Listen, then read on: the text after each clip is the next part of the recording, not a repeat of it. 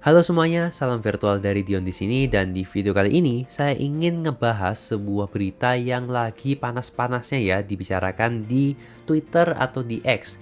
Nah, kalian tahu lah karena ini masih tahun baru, jadi para brand itu kan masih semangat ya untuk memperkenalkan produk baru mereka, bikin acara launching, terus bikin presentasi, pokoknya intinya bagaimanapun caranya mereka itu bisa bikin kalian beli produk mereka. Nah, salah satu brand smartphone yaitu Realme, mereka barusan saja ngasih teaser atau ngasih kayak kasih bocoran bahwasannya mereka akan merilis line up baru yang bernama Realme Note. Jadi namanya adalah Realme Note Series. Mungkin nggak terlalu asing di telinga karena kita udah sering dengar kata Note ini di brand sebelah ya, Redmi Note, terus ada juga Infinix Note. Terus yang paling OG, paling pertama yaitu Samsung Galaxy Note. Jadi kata-kata Note ini udah nggak asing.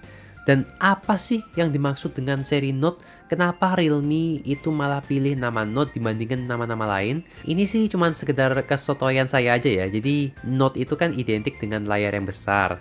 Terus enak buat ngetik. Jadi mungkin konsepnya ini adalah Realme ingin membuat HP yang ukurannya besar, yang enak untuk dipakai buat ngetik ya.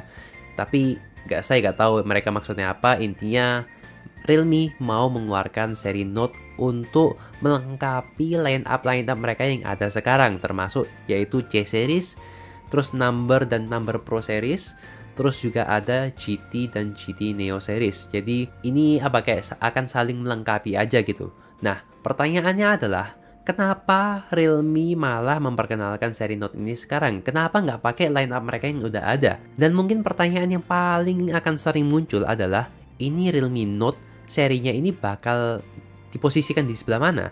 Mau di kelas entry level kah? Mau di mid range? Mau di premium mid range? Atau mau di flagship?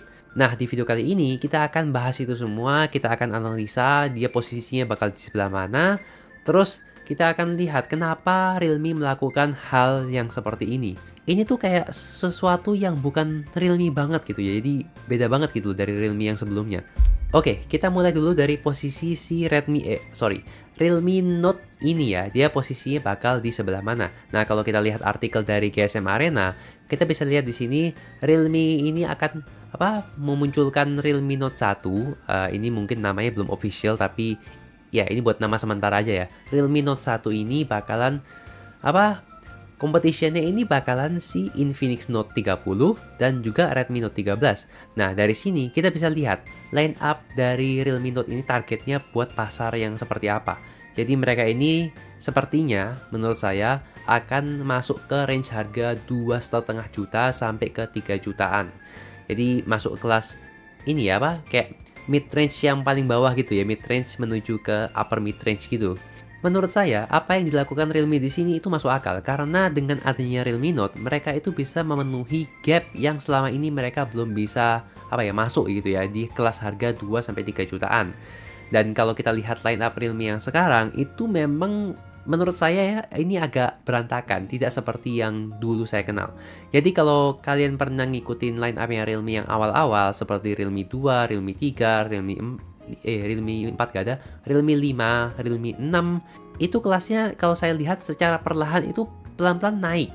Naik ke dari yang awalnya itu seri number itu mulai 2 juta, terus yang Pro itu 3 juta, terus tiba-tiba naik yang biasa itu jadi 3 juta, yang Pro jadi 4 juta. Sampai sekarang yang versi biasa aja itu udah 3,5 juta. Terus yang versi Pro harga 5 juta lebih. Yang Pro Plus ini malah harganya tembus 7 juta.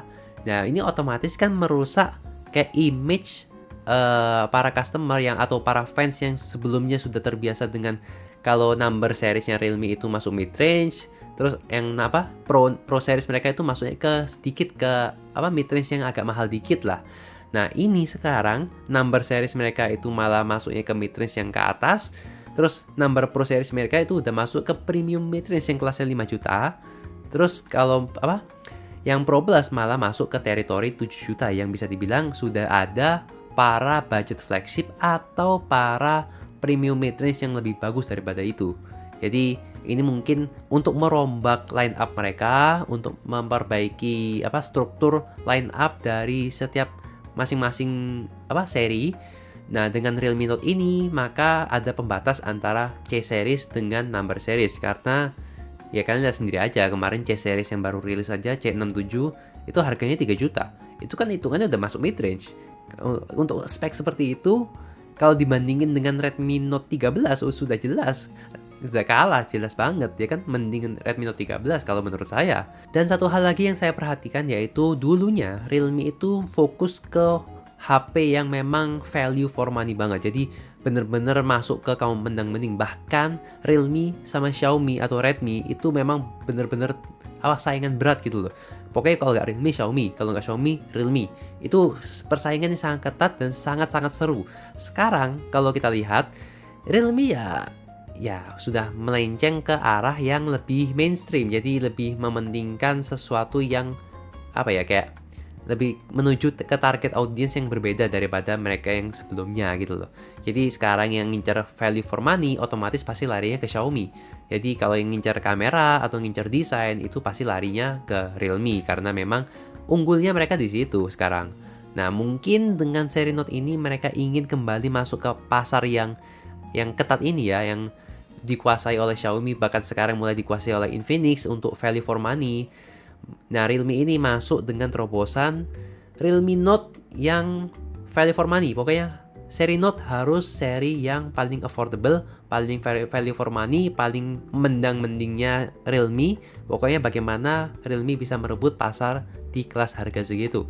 Itu menurut saya, menurut kesesuaian saya. Tapi kalau misalnya saya salah, mungkin bisa kalian komen di bawah.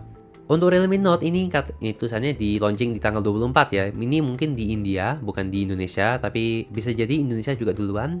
Untuk layarnya dia 6,67 inch Full HD 120Hz OLED ya. Oke, ini udah lumayan banget untuk kelas harga 2-3 jutaan.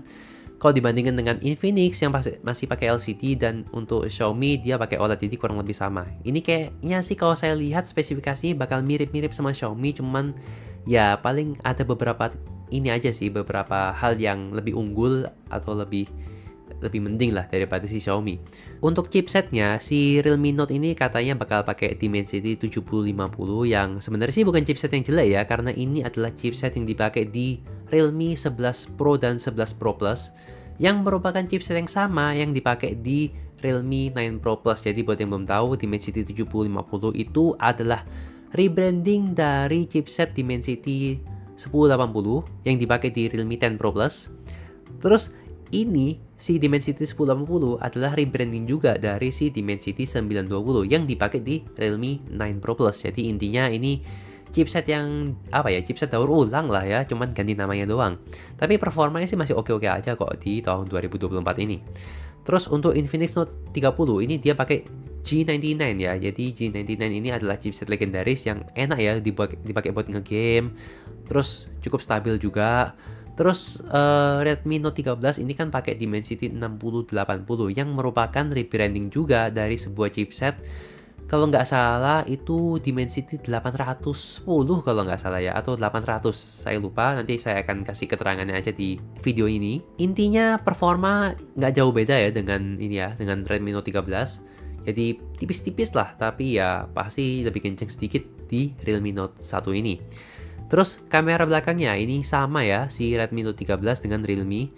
108 megapiksel, 8 megapiksel ini kayaknya ultra wide, terus 2 megapikselnya makro.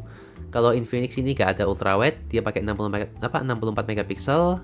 Udah itu aja. Dan 2 megapiksel ini pasti makro atau depth sensor, jadi gak guna. Pokoknya anggap aja gak ada lah. Terus kamera depannya ini 16 megapiksel, Infinix juga 16 megapiksel, Redmi Note 13 ya 13 megapiksel. Ini sebenarnya sih nggak terlalu beda jauh. Intinya kan tergantung processing juga sih. Terus battery life ini yang menarik sih.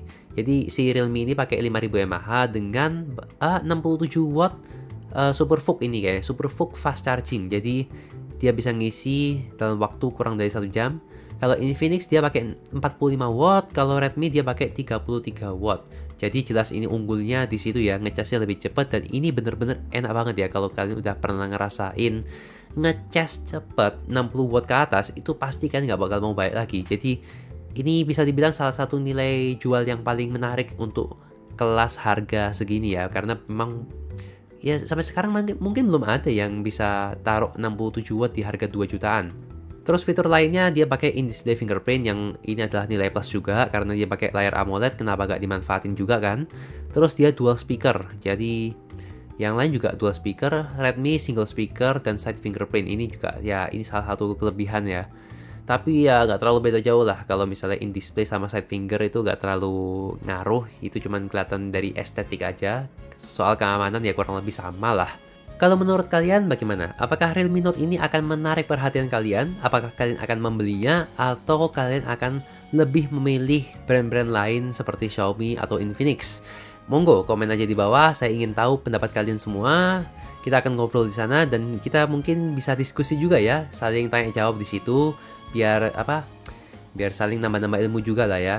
So, sekian dulu aja untuk video kali ini. Semoga kalian suka ya dengan konsep yang simple kayak gini. Kita ngobrol santai sambil membahas sesuatu yang baru, membahas topik yang menarik atau yang lagi panas.